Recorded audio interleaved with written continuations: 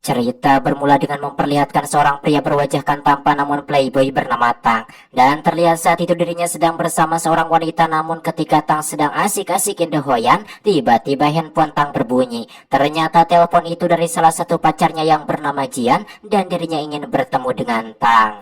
小姐，快来吃饭了。好的好的，我知道了。不管了，你叫别人喊你，那我是谁啊？来了。去了。 Setelah menyelesaikan empludan dengan wanita itu, Tang pun pergi menemui Jian yang tentunya tujuannya tak lain dan tak beda ingin melakukan empludan. Setelah sampai di depan rumah Jian, Tang pun mengetuk-ketuk pintu, namun karena tidak ada jawaban, dirinya pun langsung masuk rumah itu. Terlihat di dalam rumah itu sangatlah gelap dan tak lama kemudian datanglah Jian lalu memukulnya sampai Tang pingsan.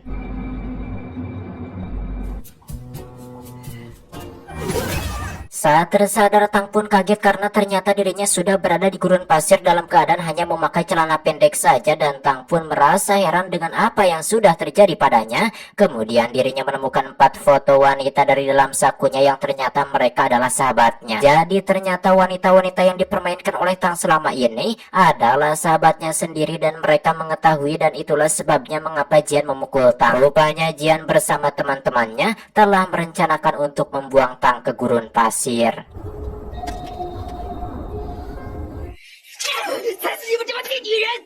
Setelah meluapkan kekesalannya, Tang pun akhirnya berjalan sendirian di gurun pasir itu dengan tujuan untuk mencari pertolongan sampai akhirnya dirinya kelelahan dan kehausan. Bahkan saking hausnya Tang sampai berhalusinasi melihat pasir pun seperti air dan dirinya pun merasa putus asa.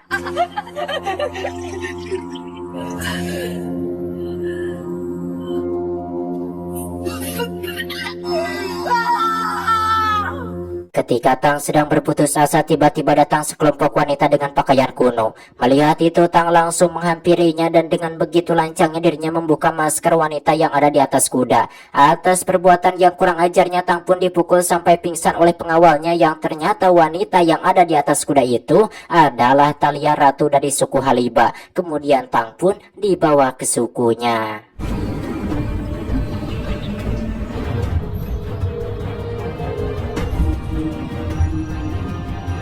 Sesampainya di sana, Tang pun dimasukkan ke dalam kurungan tanpa diberi makan dan minum selama beberapa hari sampai Tang lemas, tidak bertenaga karena kehausan dan kelaparan.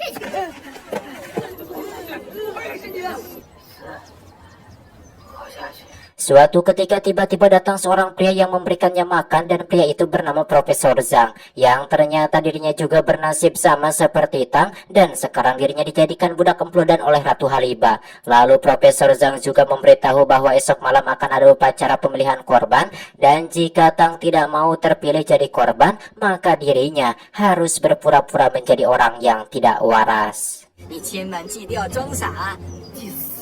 Singkat cerita, esok malam pun datang dan ternyata bukan hanya Tang dan Profesor Zhang saja yang menjadi tahanan suku Haliba itu, tapi banyak sekali juga tahanan pria lainnya. Kemudian mereka dibawa ke tempat upacara termasuk Tang, padahal sebelumnya Tang sudah berpura-pura seperti orang yang tidak waras, namun akhirnya tetap dibawa juga.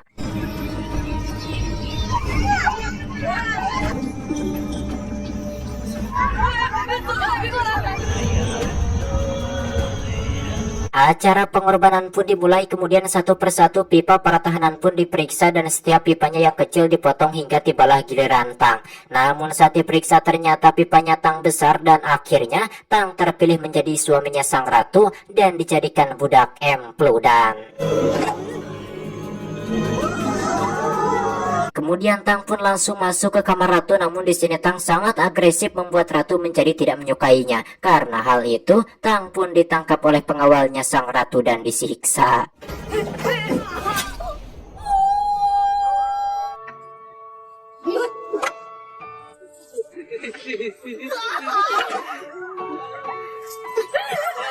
Keesokan harinya Zhang membawa Tang ke Master Ula dan Ula pun menjelaskan bahwa saat ini Tang sedang menjadi budak empludannya ratu. Dan Tang pun diberikan kesempatan selama 3 bulan untuk bisa membuat sang ratu hamil, dan jika tidak maka Tang akan dibunuh.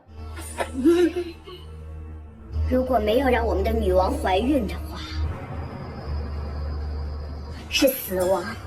还是救赎？ Kemudian Profesor Zhang pun membawa Tang jalan-jalan dan Tang menanyakan jika seandainya dirinya berhasil menghamili sang ratu, apakah dirinya akan dibebaskan? Zhang pun menjawab itu tidak mungkin karena setelah ratu melahirkan bayinya maka Tang akan dibunuh karena di suku Haliba ini tidak ada sistem dilepaskan, semuanya berujung kepada kematian. 最后竟然让我栽在这种地方。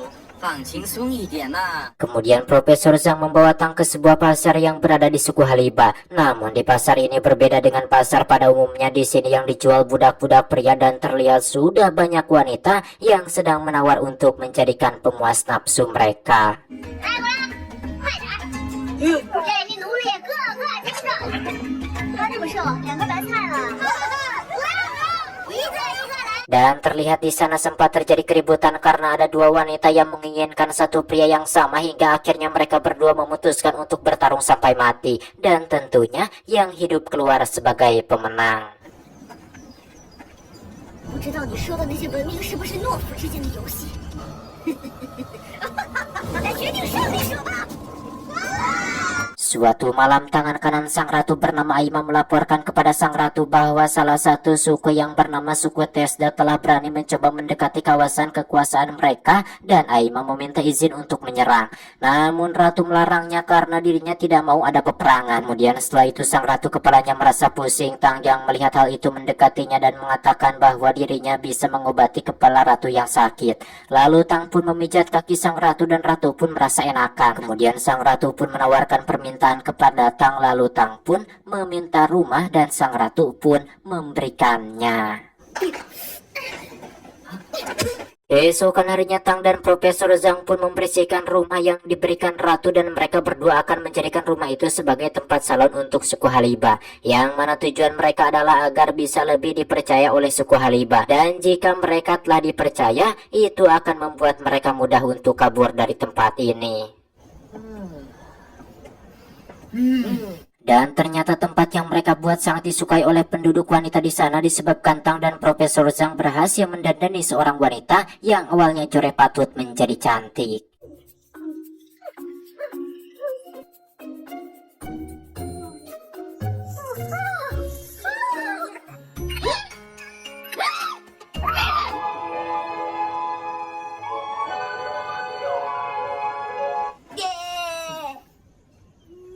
Selain itu, Tang juga berusaha untuk membuat ratu lebih percaya kepadanya dengan cara memberikan pelayanan yang baik kepada sang ratu. Dan Tang juga mengatakan bahwa dirinya sangat mencintai sang ratu. 冷静而又纯洁，你的秀发如黑色的瀑布，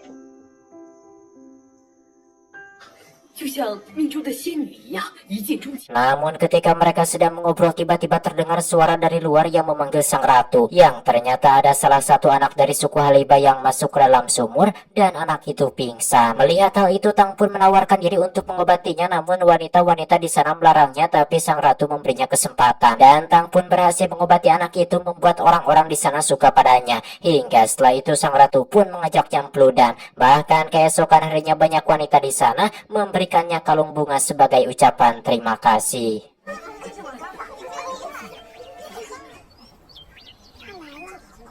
我应该做的。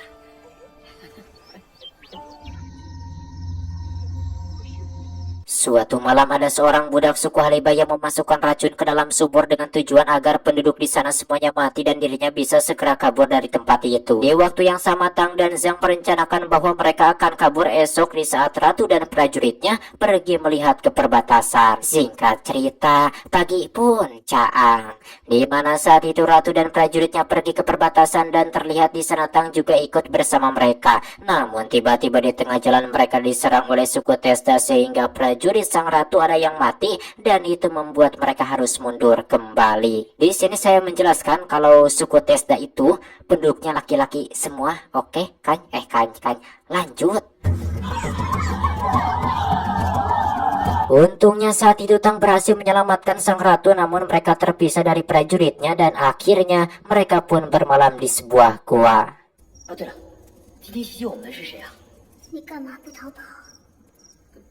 Kemudian sang ratu menceritakan bahwa dulu di pulau itu terdiri ada beberapa suku, di antaranya suku Haliba dan suku Testa. Namun sering terjadi pertikaian antar suku hingga pada akhirnya datanglah seorang kesatria yang menunggangi kuda putih bernama Osa. Kemudian Osa mendamaikan semua suku-suku yang ada di pulau itu dengan cara menaklukkan para ketuanya. Dan kini suku Testa berulah mungkin sudah bosan dengan kedamaian. Setelah selesai bercerita karena keduanya merasa kedinginan, mereka pun akhirnya melakukan emplu dan sampai pagi di gua itu.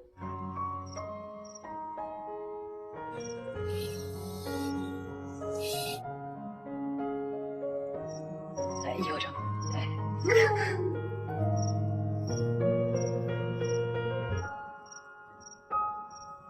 Di waktu yang sama terlihat saat itu, suku Testa sedang merencanakan penyerangan esok pagi pada suku Haliba. Singkat cerita, keesokan harinya saat Tang dan Ratu sudah kembali, mereka berdua menemukan penduduknya semuanya sudah keracunan oleh air sumur, yang tak lain itu adalah ulah budak suruhan suku Testa. Kemudian sang Ratu memerintahkan pada pengawalnya agar membebaskan semua tawanan supaya bisa membantu melawan suku Testa. 释放所有的男人。什么女王？我们哈里霸族从来没有过男性成员。 Tak lama kemudian Profesor Zhang yang berusaha kabur tertangkap oleh prajurit Haliba dan dihadapkan pada sang ratu. Lalu dengan polosnya Zhang mengatakan di depan sang ratu, "Kenapa Tang masih berada di sana? Bukankah kita sudah berencana untuk kabur?" Mendengar hal itu sang ratu marah lalu mengusir mereka dan menyuruhnya jangan kembali lagi. Dan jika mereka berdua kembali, maka sang ratu akan membunuhnya. 塔利亚，你听我解释。塔利亚， 其实你并不想让他走，可是喝下这个药， 我跑不动啊！有一个美。 Sementara itu Tang dan Profesor Zhang tiba-tiba di tengah perjalanan mereka melihat pasukan suku Testa yang begitu banyak untuk menyerang suku Haliba. Melihat hal itu Tang pun ingin kembali karena mau membantu suku Haliba. Namun Zhang melarangnya hingga akhirnya mereka pun garlut.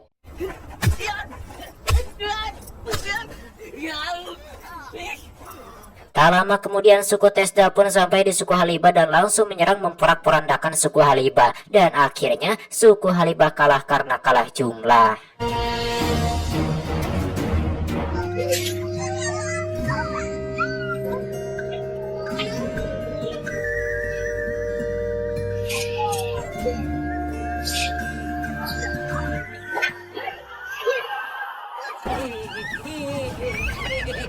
Terlihat di sana Profesor Zhang yang berubah pikiran muncul dan menyelamatkan satu anak, namun sial, dirinya dipukul oleh budak pengkhianat hingga pingsan.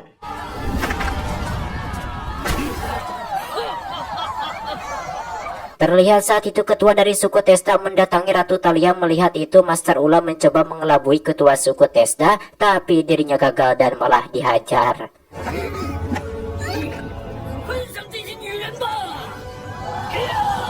Singkat cerita, saat semua penduduk suku Haliba sudah ditangkap dan ditawan, tiba-tiba Tang datang dengan menunggangi kuda putih. Lalu Tang pun langsung menantang ketua suku Testa, kemudian mereka pun bertarung.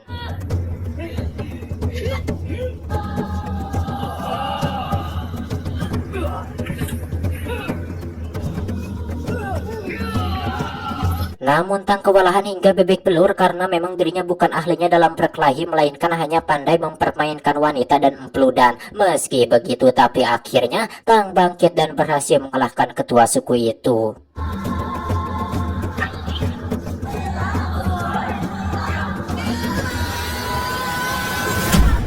Atas kemenangannya Tang, penduduk suku Haliba terlihat bahagia dan dirinya bangga kepada Tang dan juga Profesor Zhang. Namun nasib sial menimpa Tang, padahal dirinya telah menyelamatkan suku Haliba, tapi tetap saja Tang dijadikan korban dan dirinya juga diupacarakan. Ternyata sang ratu hamil dan mau tidak mau Tang harus tetap dibunuh karena begitulah adat suku Haliba yang tidak bisa diubah. Dan itulah sebabnya mengapa sebelumnya sang ratu menyuruh Tang pergi dan jangan kembali, karena sebenarnya sang ratu juga sangat mencintai Tang. Namun apalah daya, adat suku di sana enggak bisa dirubah.